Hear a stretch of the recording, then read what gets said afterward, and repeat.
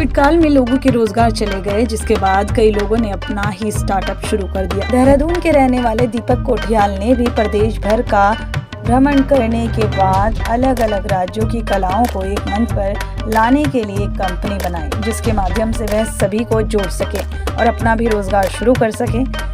इनकी खास बात यह है कि ये लकड़ी और बांस के उत्पाद ही बनाते हैं। जो खिलौने पुराने ज़माने में हुआ करते थे, उन खिलौनों से सबकी यादें ताज़ा करते नज़र आ रहे हैं और कई तरह के खूबसूरत सजावटी सामान भी ये बनाकर लोगों तक पहुंचाने का काम कर रहे हैं और इसके साथ ही वह पर्यावरण को बचाने संदेश भी दे रहे हैं।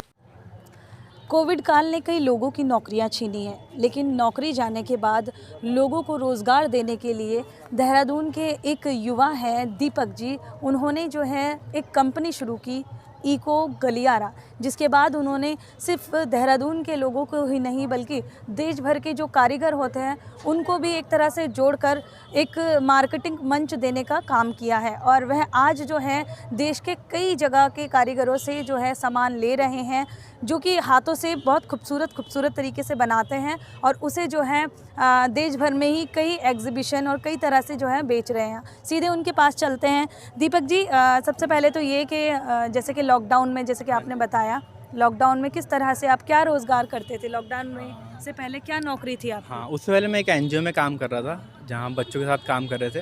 पर लॉकडाउन शुरू हुआ तो 2-3 महीने तक तो हम करते रहे किसी तरीके से, और उसके बाद हमें क्लोज़ करना पड़ा।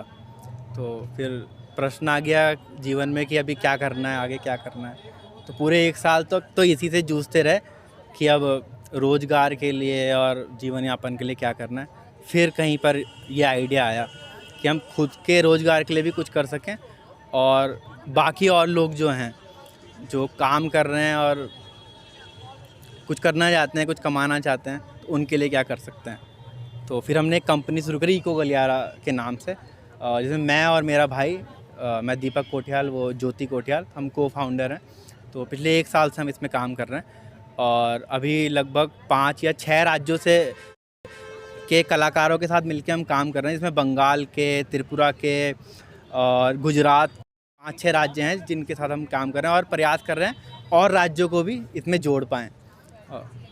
तो सबसे पहले हम जानना चाहेंगे कि कुछ ऐसी चीज़ हैं आपके पास जो अलग अलग राज्यों से आई है, देखना चाहेंगे कि कौन कौन सी चीज़ हैं। हाँ, जैसे आप इसे देख सकते हैं, ये हमारा असम से आता है और ये हैंगिंग है। उसके अलावा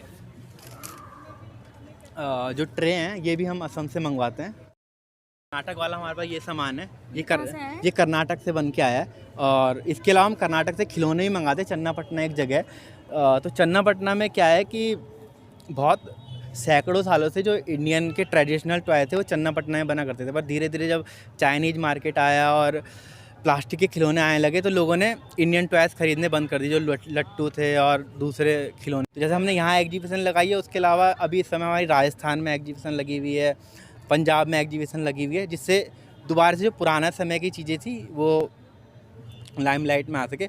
उसके अलावा ये राजस्थान में बनता है हमारा, जयपुर में एक जगह है सांगानेर, तो सांगानेर में हैंडमेड पेपर का काम होता है, तो वहाँ हम डायरीज़ बनवाते हैं हैंडमेड पेपर की। हाँ, तो ये घर में, तो ये दीपक जी घर में तैयार किए जाते हैं या कुछ? हाँ, घर में तैयार किए जाते हैं और वर्कशॉप हैं कुछ लोगों के अलग अलग। हमारे पास खुद का तो कोई एक क्या बोल सकते हैं उसे, कोई एक बड़ा वर्कशॉप नहीं है, पर ऐसे देश में अलग अलग जगह हैं जहाँ पे बहुत सारे आर्टिस्ट ने मिलकर अपनी अपनी वर्कशॉप बना रखी है। तो हम उन्हें ऑर्डर देते हैं जो हमें चाहिए होता है। कभी कस्टमाइज़ भी करना होता है किसी कस्टमर को, कि जैसे किसी को गणेशा की जगह कुछ और बनवाना है और कुछ करना है, तो वो हमें ऑर्डर देते हैं। हम अपना मार्जिन रख के और वो ऑर्डर डिलीवर कराते हैं लोगों तक। हम देख रहे हैं कि आपके जितने भी प्रोडक्ट्स हैं उसमें कहीं ना कहीं जो है लकड़ी और बम्बूज और सिर्फ कागज़ का उपयोग किया गया है, मतलब प्लास्टिक यहाँ पे कहीं भी हमें नज़र नहीं आ रही है। तो क्या है इसके पीछे? मतलब मेरे को बहुत ताज्जुब हो रहा है कि आप लोग ये सवाल पूछ रहे हो। मतलब हम जिस देश में रहते हैं या जिस दुनिया में रहते हैं उसी को ख़राब कर रहे हैं, और अगर उसको बचा भी रहे हैं तो बहुत बड़ा हम गर्व कर रहे हैं कि नहीं हमने तो बहुत बड़ा काम कर दिया। ये तो मेरे को लगता है बहुत नॉर्मल बात है और हमें नॉर्मली ट्रीट करना चाहिए इसे। नहीं है जो ट्रेडिशनल टॉयज़ बेचते हैं, जब लोग कई साल बाद देखते हैं उसे तो लोग एकदम चौंक जाते हैं, अरे ये तो हमारे बचपन में मिलता था, लट्टू तो हम बचपन में खेलते थे, हमारी नानी ने हमें गिफ्ट किया था। तो बहुत खुशी होती है कि हम नॉस्टैल्जिया दे पा रहे हैं उन्हें ना एक। काम कर रहे हैं और इनकी कंपनी इको गलियारा जिस तरीके से सिर्फ उत्तराखंड की ही नहीं बल्कि राज्य भर अगर बात करें देश की तो कई राज्यों से जो कलाकार होते हैं, जो कारीगर होते हैं, उनसे ये सामान तैयार करवाते हैं और वो भी जो है इको फ्रेंडली होता है। और ऐसे ही जो है कई एग्जीबिशन और कई जो मंच है, मार्केटिंग मंच के द्वारा जो है वो सेल आउट करते हैं और उन लोगों की मदद करते हैं। देहरादून से मैं हिना आज़मी, न्यूज़ 18 लोकल के लिए।